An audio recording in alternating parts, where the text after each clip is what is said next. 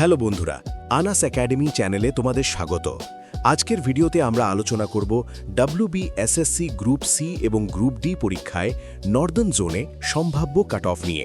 তোমরা অনেকেই জানতে চেয়েছিলে যে উত্তরবঙ্গের জেলাগুলোতে প্রতিযোগিতার হার কেমন, তাই আজকের এই বিশেষ বিশ্লেষণ। প্রথমেই আমরা দেখে নেব নর্দার্ন জোনের ভ্যাকেন্সি ও ক্যান্ডিডেট সংখ্যা। বন্ধুরা, তোমরা জানো যে নর্দার্ন জোন আয়তনের দিক থেকে সবচেয়ে বড়। এর সদর দপ্তর মালদহ এবং এর অধীনে উত্তরবঙ্গের ৮টি জেলা রয়েছে। এবার দেখে নেওয়া যাক শূন্য পদের সংখ্যা। গ্রুপ সি নর্দার্ন জোনে শূন্যপদ রয়েছে ৬১৫টি। নিয়ম অনুযায়ী ইন্টারভিউ ও কম্পিউটার টেস্টের জন্য ১.৬ গুণ প্রার্থীকে ডাকা হলে প্রায় ৯৯৪ জন ডাক পাবে। গ্রুপ ডি এখানে শূন্যপদের সংখ্যা বেশ ভালো, প্রায় ১৬০৭টি। ১.৬ গুণ হিসাবে প্রায় ২৫৭১ জনকে পরবর্তী ধাপের জন্য ডাকা হবে। ২. কাট অফ কেন কম বা বেশি হতে পারে? নর্দার্ন জোনের কাট অফ নির্ধারণে কয়েকটি বিষয় কাজ করবে। ভ্যাকেন্সি গ্রুপ ডির ক্ষেত্রে নর্দার্ন জোনে ভ্যাকেন্সি অনেক বেশি, ১৬০৭টি, যা ইস্টার্ন বা সাউদার্ন জোনের তুলনায় অনেকটা সুবিধাজনক। আবেদনকারীর সংখ্যা যেহেতু এই জোনে জেলার সংখ্যা বেশি, তাই আবেদনকারীর সংখ্যাও বেশি, তবে ভ্যাকেন্সি বেশি থাকায় কাট অফ খুব একটা আকাশ ছোঁয়া হওয়ার কথা নয়। মিডিয়াম ও ক্যাটেগরি বেঙ্গলি মিডিয়ামের পাশাপাশি এখানে ক্যাটেগরি ভিত্তিক এসসি, এসটি, ওবিসি, পিএইচ বা ইডব্লিউএস ক্যাটেগরিতে কাট অফে বড় পার্থক্য দেখা যেতে পারে। এবার আসি আসল কথায়, নর্দার্ন জোনের জন্য আমাদের সম্ভাব্য কাট অফ স্কোর কেমন হতে পারে, চলো সেটি বিশ্লেষণ করা যাক। গ্রুপ সি জেনারেল ক্যাটেগরিতে পুরুষদের কাট অফ থাকতে পারে ৫৪ থেকে ৫৬ এবং মহিলাদের জন্য ৫২ থেকে ৫৪। যারা পিএইচ ক্যাটেগরিতে আছেন তাদের ক্ষেত্রে এটি ৪৭ থেকে ৪৯। ওবিসি বি এই বিভাগে পুরুষদের জন্য ৫৩ থেকে ৫৪, মহিলাদের ৫১ থেকে ৫২ এবং পিএইচ প্রার্থীদের জন্য ৪৫ থেকে ৪৬ নম্বর ধার্য করা হয়েছে। ওবিসি এ ক্যাটেগরিতে পুরুষদের কাট অফ ৫১ থেকে ৫৩, মহিলাদের ৪৯ থেকে ৫০ এবং পিএইচ ক্যাটেগরিতে ৪৩ থেকে ৪৪ হতে পারে।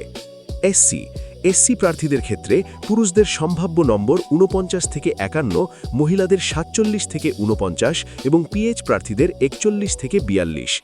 এসটি সবশেষে এসটি ক্যাটেগরিতে পুরুষদের জন্য ৪৬ থেকে ৪৮, মহিলাদের ৪৪ থেকে ৪৫ এবং পিএইচ প্রার্থীদের কাট অফ ৩৮ থেকে ৪০-এর মধ্যে থাকার সম্ভাবনা রয়েছে। গ্রুপ ডি জেনারেল ক্যাটেগরি পুরুষদের ক্ষেত্রে কাট অফ থাকতে পারে ৩৩ থেকে ৩৫-এর মধ্যে এবং মহিলাদের ক্ষেত্রে ৩১ থেকে ৩৩। এছাড়া পিএইচ ক্যাটেগরিতে এটি ২৬ থেকে ২৭ হতে পারে। ওবিসি বি ক্যাটেগরি এখানে পুরুষদের স্কোর ৩৩ থেকে ৩৩ এবং মহিলাদের ৩০ থেকে ৩১-এর মধ্যে থাকার সম্ভাবনা রয়েছে। পিএইচ ক্যাটেগরির জন্য কাট অফ ধরা হয়েছে ২৫ থেকে ২৬।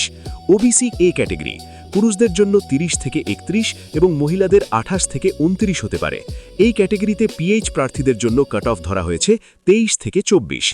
এসসি ক্যাটেগরি তফসিলি জাতি বা এসসি ক্যাটেগরিতে পুরুষদের কাট অফ ২৯ থেকে ৩০ এবং মহিলাদের ২৭ থেকে ২৮-এর মধ্যে থাকতে পারে। পিএইচ প্রার্থীদের জন্য এটি ২২ থেকে ২৩।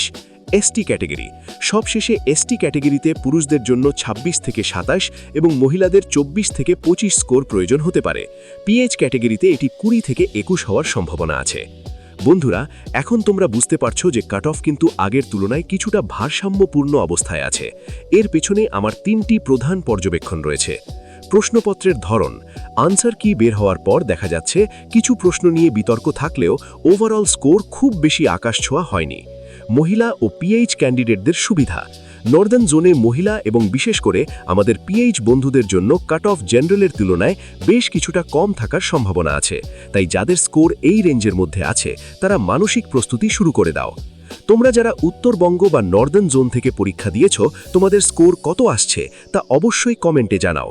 ভিডিওটি ভালো লাগলে লাইক করো এবং চ্যানেলে নতুন হলে সাবস্ক্রাইব করতে ভুলো না। দেখা হচ্ছে পরের ভিডিওতে। WBSSC গ্রুপ সি ও ডি সংক্রান্ত সমস্ত ফ্রি টিপস ও ইন্টারভিউ টাইপিং রিলেটেড গাইড পেতে আমার টেলিগ্রাম চ্যানেলটি জয়েন করতে ভুলবে না। ধন্যবাদ। Crack exams with confidence.